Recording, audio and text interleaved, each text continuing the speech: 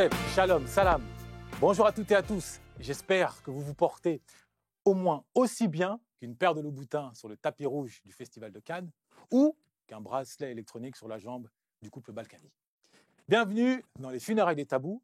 Comme vous le savez, c'est votre rendez-vous hebdomadaire qui s'est donné pour mission de répondre à une exigence historique, à savoir participer à la renaissance panafricaine par l'excellence. Par l'excellence, autrement dit, par la pensée collective. Comme de coutume, je suis accompagné de mon confrère, mon frère d'armes au regard perçant et aux neurones financières qui ne le sont pas moins, Loïc Monlouis. Bonjour. Et il se trouve qu'aujourd'hui, nous allons mettre sur la table un sujet qui ne cesse de faire l'actualité aux quatre coins du monde. Je vais simplement prendre 2 points de repère afin de bien planter le décor. Rodney King, George Floyd. Policier acquitté, policier condamné. Même situation, autre temps, autre châtiment. Malik Oussekine, Adama Traoré. Même cas de figure, mais là, en l'occurrence, quoique, toujours le même constat. Tant et si bien qu'une question s'impose à nos yeux qui vivons en France. La justice est-elle juste? Ou pour le dire encore autrement, le poison du racisme systémique ne gangrène-t-il pas le tribunal? Messieurs, on a l'occasion de recevoir des chantres du barreau, des cicérons, des avocats de prestige, nouvelle génération. Bienvenue, je vous laisse vous présenter et dans la foulée, répondre à cette question. Bonjour Herman, bonjour Loïc. Bonjour. Moi c'est Nabil Elouchikli, je suis avocat pénaliste et j'exerce à Bobigny précisément, mais partout en Île-de-France et en France. Pour répondre à ta question et pour commencer par ça, la justice est-elle juste? La justice, d'abord il faut savoir que la justice elle n'est pas là pour faire de la morale. La justice n'est pas une vertu et la justice, elle est là pour appliquer le droit avant tout. Est-ce que la justice, dans le sens de ta question, la justice est-elle juste? Est-ce que la justice applique le droit de la même manière, indistinctement, quelle que soit l'origine ethnique ou sociale? Là, il peut y avoir une question qui se pose. Et oui, on peut constater, mais après on va pouvoir en discuter avec Wadi, oui, on peut constater un 2 poids 2 mesures, une justice à 2 vitesses. D'abord socialement, mais aussi racialement. Après, il faut quand même nuancer les choses. Je trouve qu'il faut nuancer les choses parce qu'on ne peut pas dire que la justice française est raciste en bloc. Oui, à certains moments, la justice a pu faire preuve d'injustice envers des minorités en France. Il faut aussi savoir, et ça c'est mon point de vue personnel, que les magistrats ne sont pas foncièrement racistes envers une population précise, mais les décisions qui ont été injustes et qui ont visé précisément des personnes issues des minorités, c'était avant tout pour la protection d'une partie de la population, et ce sont les forces de l'ordre qui ont amené en conséquence des décisions qui sont factuellement racistes parce que les victimes en sont des personnes de couleur. Donc voilà mon sentiment général, mais on pourra en discuter tout à l'heure après la réaction de Wadi. Bonjour à tous les deux, donc Maître Alamamouchi Wadi, au barreau de Nanterre. La justice est-elle laxiste, est-elle raciste? Tout d'abord, sur le laxisme, je pense que, encore une fois, ça dépend du point de vue duquel on se place. Alors, forcément, si on est du côté, entre guillemets, des mises en examen, des accusés, on va avoir tendance, des prévenus, à considérer que les peines qui sont prononcées sont trop lourdes, trop dures, etc. Et que, on va dire que pour le coup, la justice est dure. Puis, quand vous basculez, parfois, et d'ailleurs c'est le travail des avocats, quand vous basculez parfois du côté des parties civiles, vous allez plutôt considérer que telle personne accusée de quelque chose de grave, en détention provisoire, mais qui vient de sortir alors que le procès n'a pas encore eu lieu, ou bien qui est condamné à une peine ferme, mais qui, avec un aménagement de peine, finalement, fera même pas la moitié de la peine qui a été prononcée, etc. On peut se dire, finalement, la justice est laxiste. Et en plus, à ce laxisme, aussi avoir l'esprit qu'il faut très souvent, et là je pense que c'est pas du fait de l'organisation de la justice ou des magistrats personnellement, la lenteur qui vient aussi peut-être appuyer sur ce sentiment de laxisme et la lenteur qui est due, vous le savez bien, surtout associée à une question de moyens. Une question de moyens, parce que je pense que si on veut traiter de la justice en France, il faut avoir un point de vue général, un point de vue global, et on ne peut que considérer, si on regarde la moyenne européenne, on est aujourd'hui jour de l'élection présidentielle, et je pense que la justice doit être un sujet qui doit être discuté durant cette campagne, puisque on va encore discuter durant cet entre-deux tours normalement.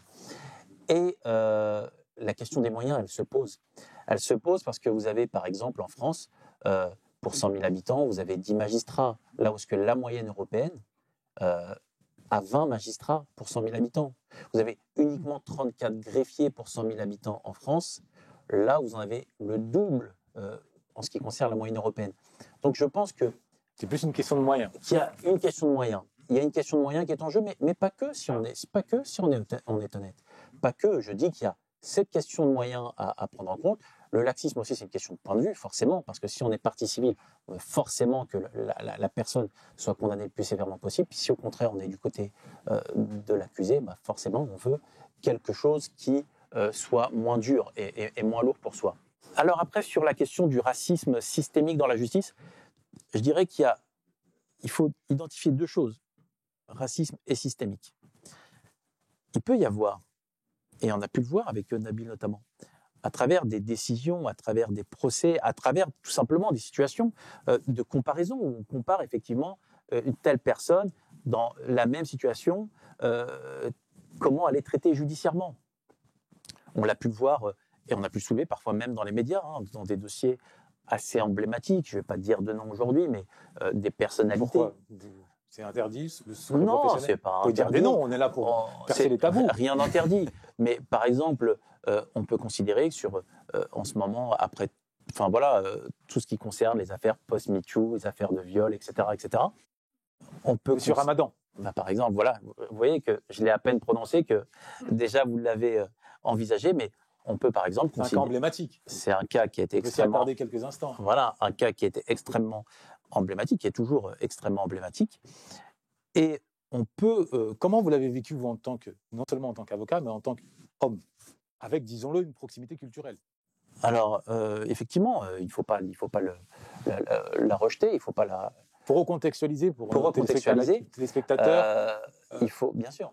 Tariq Ramadan, c'était quand même le D'Artagnan, c'était quand même le D'Artagnan de la rhétorique et le porte-voix, qui portait le verbe haut, globalement des immigrés, mais en particulier de la communauté maghrébine, et qui faisait le pan à l'imam Chalghoumi. Là où l'imam Chalghoumi, en ouvrant la bouche, il brûle 3 bibliothèques, Tariq Ramadan, il ouvre la bouche, il crée 3 académies. C'était un peu ça, ce qu'il incarnait. Donc de voir que finalement, il a été attaqué en dessous de la ceinture, et même pire, après coup, aujourd'hui, on s'aperçoit qu'il n'était pas celui que, dans les faits divers, il a été décrit. Quel est vous, en tant que d'abord avocat et en tant qu'humain, vous avez ressenti, vous avez vécu, reçu cette attaque symboliquement dévastatrice? Alors, tout d'abord, je ne vais pas revenir sur le fond de l'affaire, mais déjà, effectivement, vous avez pu le voir, comme vous l'avez dit, certainement dans les médias, qu'un certain nombre de choses sont en train d'être mises au clair et que le dossier tel qu'il est en train de devenir aujourd'hui n'est pas le dossier tel qu'on nous l'a vendu au départ. Je pense que si vous suivez un petit peu l'actualité, notamment avec des coupures de presse qui sont sorties récemment, on voit bien que le dossier n'est absolument plus ce qu'il était il y a quelques années, sachant que c'est une instruction qui dure depuis à peu près 5 ans aujourd'hui. Donc c'est que finalement, on nous avait vendu ce dossier comme quasi ficelé. Finalement, il est beaucoup plus complexe que il s'est avéré au départ. Ça, c'est la première des choses. Une des choses peut-être qui a, d'ailleurs à l'époque même où je n'étais pas encore l'avocat de Tariq Ramadan, qui m'a interpellé, c'est effectivement le fait que ce dernier ait été placé en détention provisoire, une détention provisoire qui a duré près d'1 an. Et encore une fois, en tant qu'avocat, on est obligé de faire des comparatifs, et sans juger de la volonté de tel ou tel magistrat ou de la position, mais quand on compare des situations à peu près similaires, c'est-à-dire à savoir d'hommes publics, et aujourd'hui on entend flopper d'hommes publics qui sont notamment soit mis en examen, soit accusés de viol, etc. Il a été le seul si je ne m'abuse, le seul homme public à être placé en détention provisoire pendant près d'1 an. Et effectivement, moi, les personnes qui m'en parlent en tant qu'avocat de Tariq Ramadan, moi-même d'ailleurs, pour être honnête, ont pu percevoir un traitement qui n'était pas forcément, tout d'abord, un traitement adéquat eu égard à sa situation, parce qu'il faut savoir que pour placer en détention provisoire, il y a des critères à apporter, des garanties. Est-ce que la personne est insérée? Est-ce que la personne peut rester à la disposition de la justice française, etc. Or, on se rend compte déjà que depuis que Tariq Ramadan est en contrôle judiciaire, ça fait près de 3 ans maintenant, il respecte stricto sensu son contrôle judiciaire. Donc là-dessus, il n'y a jamais eu aucune espèce de difficulté. Tariq Ramadan a toujours dit « je respecterai mes juges ». Et d'ailleurs, il avait même refusé de s'exprimer lui-même dans la presse avant d'avoir été notamment placé en garde à vue et puis mis en examen, etc. Lui-même avait joué le jeu de la justice, puisqu'il avait refusé, alors qu'on lui tendait les micros, il avait refusé de s'exprimer sur l'affaire. Il n'en reste pas moins qu'il n'en a pas été récompensé, puisqu'on ne lui a pas fait confiance pour le reste, tout du moins au moment du placement en détention provisoire, puisqu'on a jugé qu'effectivement, il ne bénéficiait pas de tous les critères pour pouvoir se représenter à la justice. Et je note que, à ma connaissance, c'est le seul homme public aujourd'hui qui a de telles accusations qui a été placé en détention provisoire. Et là, effectivement, on m'interpelle très souvent par rapport à cette différence de traitement, et on peut effectivement s'interroger pourquoi cette différence de traitement. Et aurait-il dû avoir, selon vous, une autre attitude au vu de la façon dont ça a terminé, si je puis dire? Moi, si je peux répondre d'abord à la question d'Herman sur la situation, notre position en tant qu'avocat et en tant qu'homme. Bon, avocat, Wadi vous l'a exprimé puisqu'il est l'avocat de Tariq Ramadan. En tant qu'homme, en tant que membre d'une minorité, en tant que musulman, on se sentait en quelque sorte représenté par Tariq Ramadan. Et quand ils ont touché à ce représentant-là, Et de quelle manière? Et de quelle manière exactement? Eh bien, on s'est tous sentis discriminés. Et c'est comme en fait si on avait touché à notre grand frère et qu'on venait là nous humilier en quelque sorte, parce que c'était nous dire à toutes les personnes qui étaient représentées par cet homme-là, qui lui, il ne proclamait aucun pouvoir, aucune élection, mais les gens, la population musulmane se sentait représentée par Tariq Ramadan. Eh bien, c'est comme si on nous disait on ne vous respecte pas, vous en tant que communauté, vous en tant que minorité. Et voilà le sentiment qui a été le nôtre. Quel aurait... Alors, selon vous, justement, je rebondis là-dessus. Oui. Ce positionnement judiciaire, qu'on pourrait même qualifier judiciairo-politique, est-il le résultat d'une forme de néocolonialisme qui ne dit pas son nom, suivant lequel le casque colonial n'est plus sur les têtes, mais dans les têtes, et qui, dans les traductions, le noir et l'arabe restera toujours l'inférieur, pour la faire courte? Ou alors, est-ce que c'est le résultat du 11 septembre qui, voyant dans Tariq Ramadan le cheval de Troie d'une forme de salafisme, parce qu'on le rattache souvent aux frères musulmans, à Hassan al-Banna, donc toute cette mouvance. Donc selon vous, sous quel angle il faut voir le prisme du jugement qui s'est abattu sur lui? Colonial ou, on va dire, religieux, géopolitique? Je dirais pas, je trancherai pas comme vous la question et je ne mettrai pas deux hypothèses. La mienne serait peut-être un mélange un peu des deux. Ce serait comment dire, une défiance à l'égard d'une religion qui est peut-être nouvelle sur le territoire national et qui commence à prendre la place. Donc il y a un mélange un peu de crainte par l'ignorance et aussi un peu aussi de sentiment néocolonial. Ça, je veux bien vous croire sur ce point-là parce que vous avez, si vous voulez... Alors, me croire, moi je suis de l'extérieur. Je vais adhérer à cette... partiellement. Est-ce que vous sentez...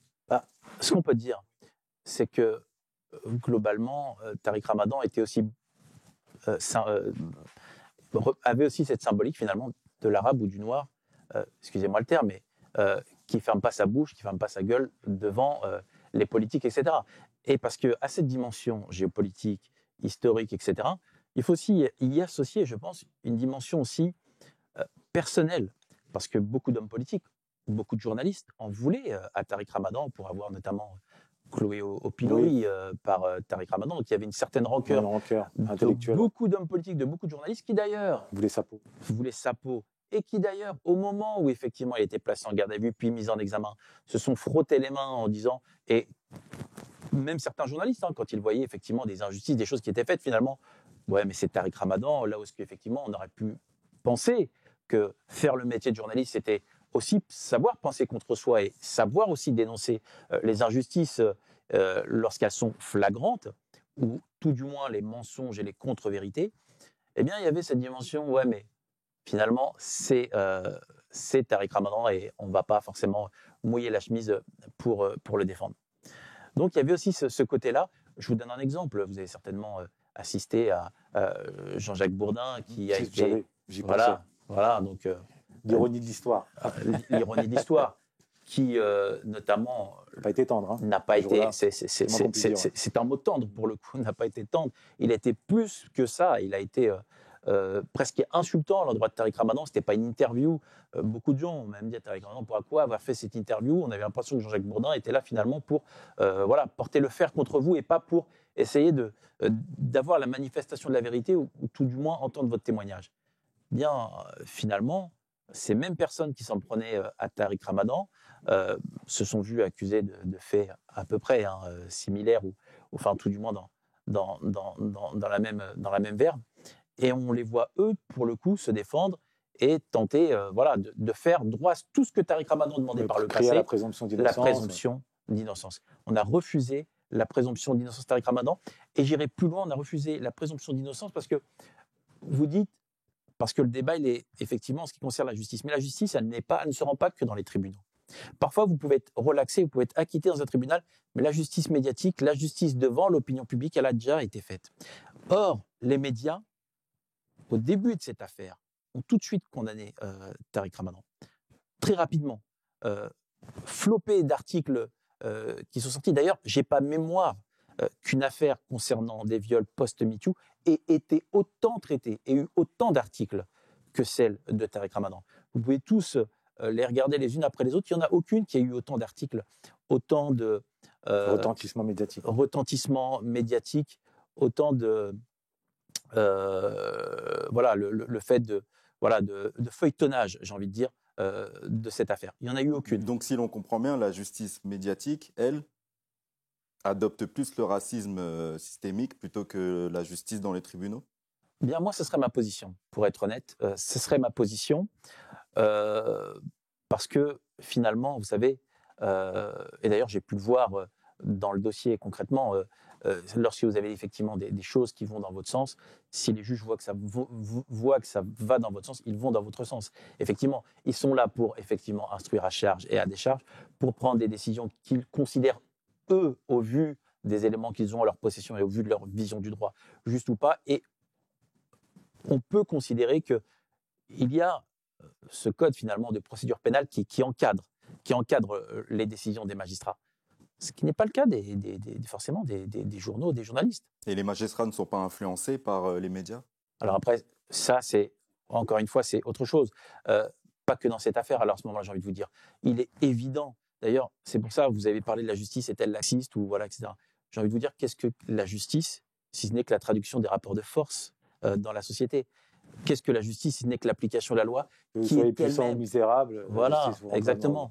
Et qu'est-ce que la justice, si ce n'est l'application de la loi, elle-même la loi qui est le fruit de tout Parlement, Assemblée nationale, de tout un compromis, de tout un travail législatif qui est issu directement de ce qu'on va faire, notamment, enfin, j'espère pour la majorité d'entre nous aujourd'hui, le résultat du vote notamment. Et c'est la traduction de ça, finalement, la justice. La justice, elle est rendue au nom du peuple français lorsqu'elle est rendue. Donc forcément, vu qu'elle est rendue au nom du peuple français, elle l'absorbe et elle s'inspire de l'opinion publique. Après, la question, c'est qu'est-ce que le peuple? Moi, sur l'aspect, justement, cette fois-ci, purement en qualité d'avocat, est-ce que cette affaire ne vous a pas rempli d'une certaine forme de dégoût? Vous savez, dans la vie, on traverse des moments de vie à travers des choix. Quand on grandit, par exemple, en France, en banlieue, on va à l'école tous les matins. Sur le fronton sont inscrits liberté, égalité, fraternité. L'équipe de France gagne la Coupe du Monde en 98. On est tous ensemble sur les Champs-Élysées. Donc on croit, d'une certaine façon, même si on ne théorise pas, à cet idéal républicain. Pas Benetton, vraiment l'idéal républicain. On est tous ensemble, les couleurs de peau, ce ne sont que des détails. Voilà, les couleurs de peau, ce ne sont que des détails. Donc la France black blanc beurre, à un moment donné, peut-être on se réveille, on dit, mais finalement, est-ce que les autres ne pensent pas que la France black blanc beurre, telle que moi je la vois, finalement ne serait rien d'autre qu'une France blanche avec un œil au beurre noir? C'est-à-dire que où nous autres, issus des minorités, nous soyons un peu comme des verrues sur un joli visage de Marianne. C'est-à-dire que vous je crois qu'on est des congénères, quasiment. Est-ce que vous n'avez pas été traversé par finalement cette résignation, vous dire finalement c'était une mascarade, c'était un chèque en bois, cette triptyque républicaine. Maintenant, je vais penser aux nôtres, je vais essayer de les défendre avec les armes dont on dispose, les armes institutionnelles, les armes académiques, les armes économiques. Mais sinon, pour l'aspect idéaliste, l'aspect républicain, on va laisser ça aux adorateurs des bisounours. En tant qu'avocat, pour répondre à ta question précisément, en tant qu'avocat, je n'ai pas été dégoûté parce que j'associe le dégoût à, comme tu as dit, la résignation. Non, c'est plus un sentiment peut-être de révolte et quelque chose qui est plus un moteur qu'une forme de résignation. Sur l'aspect, sur comment dire, le fait d'avoir une certaine lucidité après avoir constaté dans notre vie professionnelle eh bien, ce qu'on vivait avant, parce que cette différence de traitement, on la vit depuis qu'on est né. Depuis qu'on va à l'école, on est pour la majorité né ici, mais on va à l'école.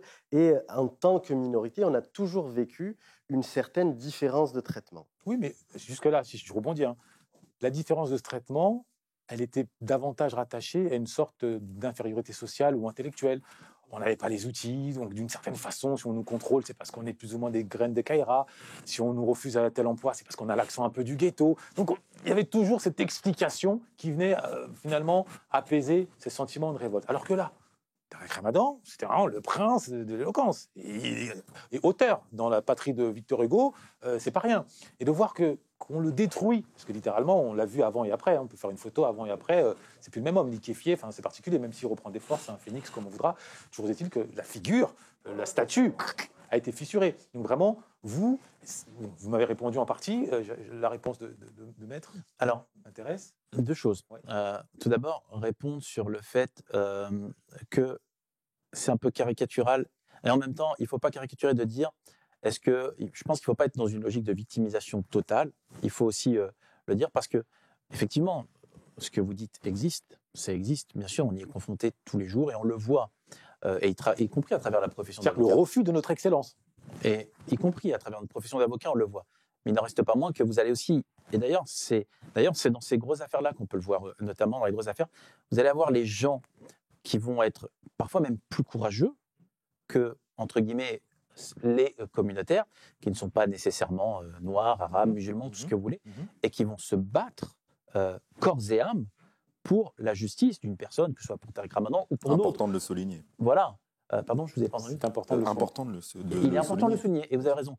Et on a pu le constater dans des dossiers même qu'on a ensemble avec Nabil, où des gens qui, notamment, à travers leur serment d'avocat, leur sentiment d'injustice, ce qui véritablement les fait se lever le matin, ce qui les inspire, se battent contre l'injustice, et peu importe la couleur, et parfois sont même, et il faut le reconnaître, plus courageux que ceux qu'on pourrait considérer comme communautaires.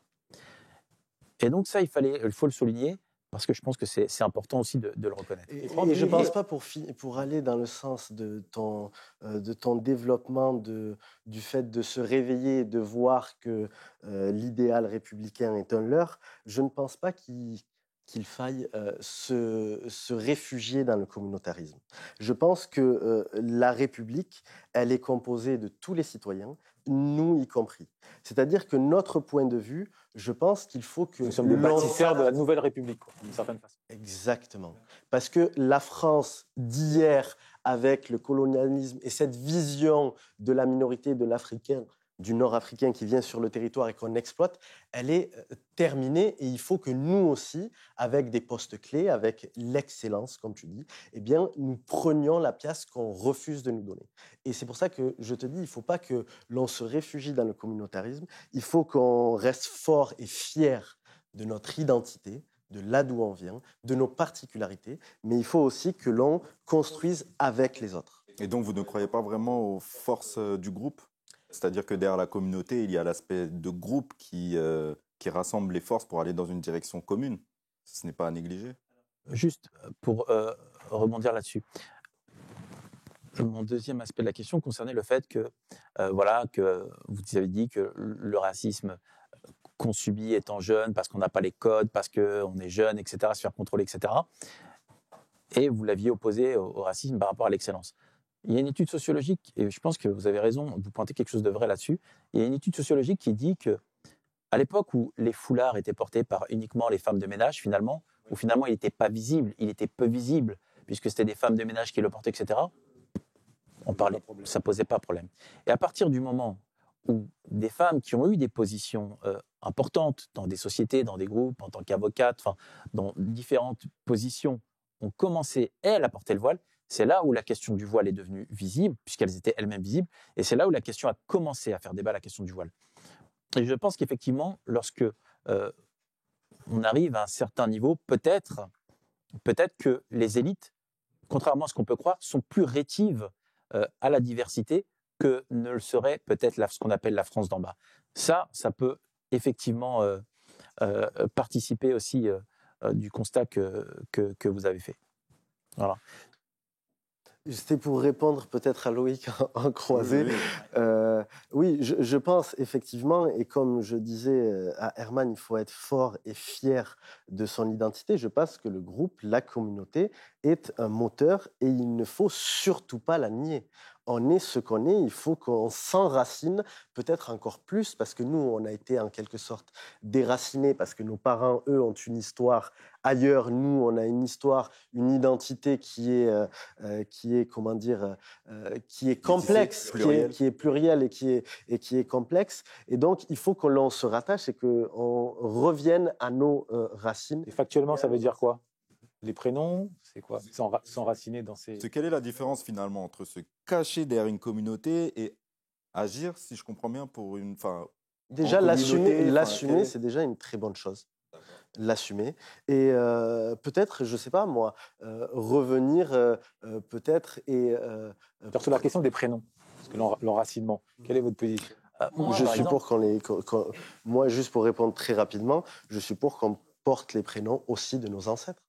Non, mais le premier prénom. Vous vous opposez à ce que ce soit un prénom, entre guillemets, national, histoire de faire sentiment commun, d'une certaine façon. Vous dites que non, moi, mon grand-père, il s'appelait Mohamed, mon fils doit s'appeler Mohamed, par tradition, par héritage, par fierté. Le prénom, c'est quelque chose qui relève de mon identité peut-être personnelle, pas collective. C'est-à-dire que moi, le prénom, il s'inscrit dans la tradition de mes parents avant tout, non pas de ma communauté. D'accord. Et donc, de ce point de vue-là, je pense que c'est un choix qui est... Si, ils appartiennent à la communauté, mais c'est affectif, plus intime. Voilà, c'est plus affectif que ça. Donc, sur ce prénom-là, je pense que ça doit être personnalisé en fonction des uns et des autres, mais toujours par rapport à son identité à soi. Moi, je considère que répondre, entre guillemets, à cette question, c'est déjà se placer en défense, en difficulté. C'est déjà être dans l'obligation de se justifier. Finalement, ce qu'on peut appeler, grosso modo, ce que tu as résumé Loïc, le communautarisme. J'ai remarqué que le communautarisme pose problème que lorsqu'il est noir ou arabo-musulman. Marlène Schiappa, quand elle est ministre et quand on lui parle des déboires qui se passent en Corse, et qu'elle dit « ne me parlez pas de la Corse, je suis corse et je ne veux pas qu'on stigmatise les Corses », alors qu'on parle objectivement d'une situation judiciaire, des commissariats qui se font caillasser, etc., suite à une situation dramatique, la mort d'Ivan Colonna, elle amène tout de suite, alors qu'elle doit être corse à la 4e ou 5e génération, elle dit « je suis corse ». Le communautarisme, comme il considère d'autres communautés, il ne pose pas de problème. Et dès qu'il s'agit effectivement du communautarisme, ce qu'on peut appeler communautarisme, finalement, après, la définition du communautarisme. Est-ce que les Français, quand ils sont au Canada ou en Angleterre, aux États-Unis, et on sait très bien qu'ils se regroupent entre eux et tout, et c'est humain et c'est normal, peut-on les taxer de communautaristes ? Pour autant, je ne suis pas sûr qu'on puisse considérer cela comme communautarisme. Quand effectivement nos parents sont arrivés, déjà qu'on a mis dans les mêmes banlieues, etc., mais qui se sont rapprochés, qu'ils ont vu qu'ils avaient des coutumes à peu près similaires et que les enfants sont devenus copains, allaient dans les mêmes écoles, etc., est-ce qu'on peut appeler ça nécessairement communautarisme, je ne suis pas sûr, de la même façon qu'on n'appellerait pas les Français qui sont installés au Canada, au Royaume-Uni, aux États-Unis, on ne les taxerait pas, ou en Asie, en Chine, de communautarisme. Donc déjà, je trouve que la définition du communautarisme est problématique. Puis en plus à cela, je ne vois pas, et je vais aller dans le sens de Nabil, pourquoi opposer le fait d'être communautariste, entre guillemets, avec sa communauté, et que, si on doit utiliser un champ lexical des jeunes, que la communauté nous donne de la force, n'est pas nécessairement opposé ou incompatible avec le fait d'être pleinement intégré en République, de respecter les lois de la République, de défendre la République. Moi, par exemple, à titre personnel, j'ai demandé à tout le monde, toute ma famille, tous ceux que je connais d'aller voter aujourd'hui parce que, effectivement, c'est un engagement citoyen. Le vote, je considère que c'est quelque chose d'important et que je considère, contrairement à ceux qui se plaignent que si tu n'as pas voté, tu n'es pas en capacité ensuite de t'indigner ou de ne pas être d'accord ou de critiquer. Et donc, voilà, on peut d'un côté être le fruit, la résultante de son histoire et avoir reçu de la force, entre guillemets, de sa communauté, tout en étant pleinement ancré dans la société dans laquelle on vit, dans la République dans laquelle on vit, et je ne vois pas pourquoi on devrait nécessairement opposer les deux. Et les seuls pour lesquels cette question est posée... Opposer ou hiérarchiser, peut-être pas opposer, mais hiérarchiser. C'est-à-dire le choix du premier prénom, c'est un choix. Donc à un moment donné, on choisit, on hiérarchise. Si on choisit d'appeler son fils Mathieu ou Mohamed, on privilégie l'un ou l'autre. Après, on peut appeler le premier fils Mohamed et le deuxième Jean-Paul. Voilà. C'est pour ça que je pose la question. C'est pas juste une position, il y a une hiérarchie. Mais au-delà de ça, est-ce que, par exemple, pour revenir sur cette question de communauté, à titre personnel... C'est la distinction, je trouve que tout ce débat-là, c'est la distinction entre l'assimilation et l'intégration. L'assimilation, elle te contraint à abandonner là d'où tu viens pour épouser une nouvelle culture et une nouvelle peut-être identité. Et l'intégration, elle te dit que l'on t'accepte avec tes particularités et avec tes forces, avec tes faiblesses, eh bien, tu vas construire avec nous quelque chose de commun. On est d'accord. Et à titre personnel, vous sentez-vous appartenir à la communauté arabo-musulmane, à la communauté africaine? Alors ça, c'est une très bonne question. C'est une très bonne question. Alors, un peu des deux, en vérité, un peu des deux, un peu des trois. Un peu des trois, arabo, musulmans, africains, puisque si on regarde, si on connaît un petit peu l'histoire du Maroc véritable, enfin l'histoire même du Maghreb, ce ne sont pas de vrais Arabes, enfin ce ne sont pas tous, ce sont des Berbères qui étaient peuplés en Afrique. Et en plus, il se trouve qu'au Maroc, il y a eu effectivement, le Maroc est un pays de beaucoup de mélanges, où tout le monde s'est mélangé. Enfin, voilà, le Maroc, il me semble qu'il avait demandé l'intégration à l'Union européenne. Il y a, dans les années 80, effectivement. Voilà, c'est pour ça que je pose la question. Et qui vient de réintégrer l'Union africaine en 2017. Donc, et qui vient de réintégrer l'Union africaine en 2017, puisque, effectivement, par rapport au conflit du Sahara occidental, etc., il était un peu en retrait. Il n'en reste pas moins que ces trois composantes, on est les trois à la fois. On est marocain, musulman et africain. Et d'ailleurs, ça se ressent. On partage les mêmes combats. Vous savez pourquoi je pose cette question, évidemment. Allez-y. On parlait tout à l'heure du racisme systémique à l'échelle du rapport minorité que nous incarnons, majorité. Maintenant, à l'échelle aussi de nos communautés arabo-musulmanes, africaines ou afro-descendantes, il y a par moments des tensions qui existent, qui parfois surgissent au moment de la CAN ou au moment de certains faits divers ou un hurluberlu. On va pas rejouer le match Algérie-Cameroun, je vous rassure. On va pas rejouer le match. Mais voilà, on se comprend. C'est-à-dire que ce racisme-là, on peut et on doit, si on est un tant soit peu responsable, le dénoncer quand il émane des autorités qui doivent incarner une certaine transparence, une certaine objectivité, tout comme on se doit aussi, en tant que représentant d'une nouvelle élite, qu'on le veuille ou non, de pointer du doigt quand ce même racisme se caractérise à notre échelle intra-communautaire, si je puis dire. D'où ma question, est-ce que vous vous sentez davantage arabo-musulman ou tout simplement africain? Moi, personnellement, et je te réponds très franchement, je me sens avant tout musulman. D'accord. Donc, moi, j'essaie de ne pas faire de distinction entre les frontières. La première des communautés, c'est ma communauté de foi. D'accord. Je ne vais pas te dire que je me sens africain. Parce que déjà, ma situation et mon histoire personnelle fait que je ne suis jamais allé en Afrique, que le Maghreb je me suis construit avec l'idée que le Maghreb ne faisait pas partie de l'Afrique et que c'était l'Afrique du Nord proche de l'Europe, comme tu dis tout à l'heure avec cette demande-là, et l'Afrique était plus représentée par une population de couleur noire qui était plus au sud. Voilà pourquoi je ne me sens pas à l'origine africain. Maintenant, je suis en France, mes parents viennent d'ailleurs, comme les vôtres très certainement, et je fais partie ici d'une même minorité que la population noire africaine. Et je me suis rapproché de cette communauté, voilà pourquoi je me sens peut-être avec mon histoire, et au moment où je te parle, peut-être plus proche de la communauté africaine que de toute autre communauté. D'accord. Je considère que moi que les choses sont plus complexes. Et je pense que les choses sont en train d'évoluer. Par exemple, effectivement, je comprends ce que Nabil veut dire. De par l'histoire, effectivement, on a toujours distingué l'Afrique du Nord. Et voilà, il faut être honnête, et ça a toujours été fait. Il ne reste pas moins que, par exemple, si vous suivez un petit peu la géopolitique, etc., même le Maroc a compris que ce n'était pas forcément une stratégie très adéquate. C'est la raison pour laquelle, aujourd'hui, d'ailleurs, il est très implanté de plus en plus en Afrique. C'est Avec intéressant, vous avez employé le mot stratégie. Donc, ce n'est pas par affection, par affinité, mais plutôt par stratégie. s'entend. Alors, on C'est un s'entend. mot important, stratégie. On s'entend, mais là, vous voyez de la stratégie partout. Non, mais non, c'est vous qui avez employé le mot stratégie. Non, Moi, je n'ai pas employé le mot stratégie. Affinité, si voilà, je dois dire. c'est pas tout à fait la même chose. Stratégie, c'est purement, on a des intérêts, c'est Machiavel, c'est pas du tout affectif. Si on ne mange pas autour de la même table. Stratégie, c'est on collabore, on signe un contrat, on a éventuellement un ennemi commun, mais pour autant, on ne marie pas nos enfants ensemble.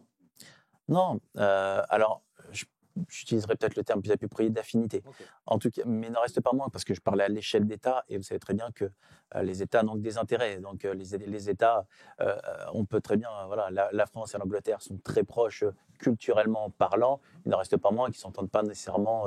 Ils ont des intérêts. Regardez l'Ukraine, comment elle est reçue de manière affective.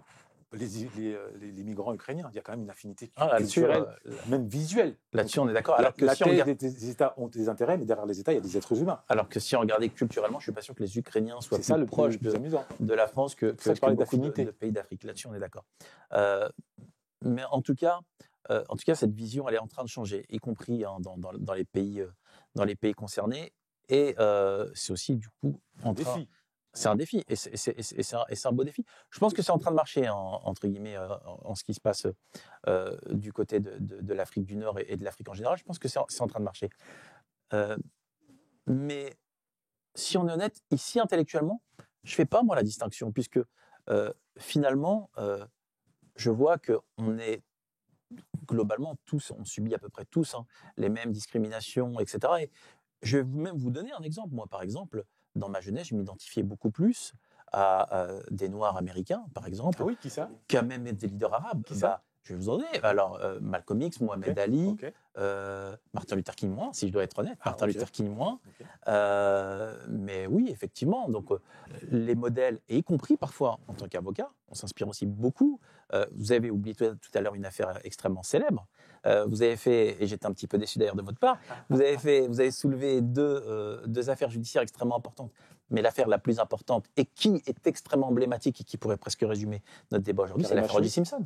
Ah oui, autant pour moi. Alors, sauf que la résultante n'était pas la même. Il a été innocenté précisément, étant donné que l'élite américaine, la Cour suprême, etc., avait compris que les symboles dominent les cœurs. Et que par conséquent, même si tout accablait O.J. Simpson, il fallait le blanchir. Faute de quoi, le lendemain, l'Amérique brûlait. On est d'accord, mais le procès,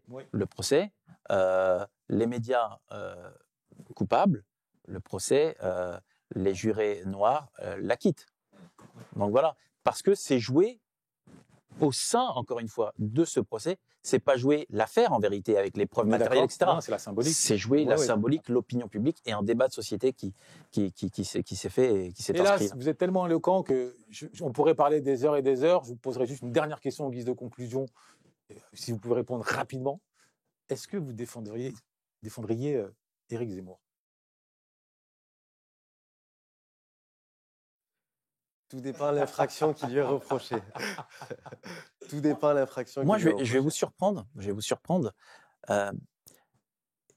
Éric Zemmour, il a au moins l'honnêteté intellectuelle et la franchise d'assumer ce qu'il dit. Par conséquent, j'ai rien dit. J'ai pas dit que. Justement. Si je le défendais. Est-ce que vous le défendriez Mais ou pas? tout d'abord, c'est une nuance. Alors après, je pense pas qu'on puisse être compatible parce que effectivement, parce que pour défendre une Parce personne, il faut. il paraît que même le diable a le droit à un avocat. Alors qu'il ait droit à un avocat là-dessus. Donc est-ce que il y vous, a- en tant qu'avocat, Voilà, mais ce sera pas nous parce qu'effectivement, il faut quand même. Et Nabil, je sais qu'il est comment. On aime quand même lorsque c'est des personnalités comme ça, au moins croire en leur combat et croire en leurs idées. Et c'est pas le cas en ce qui concerne Éric Zemmour. on est quand même d'accord, c'est qu'au final, la justice, au-delà d'être une affaire de droit, d'écrit, c'est aussi une affaire de morale Tout à et fait. d'affinité.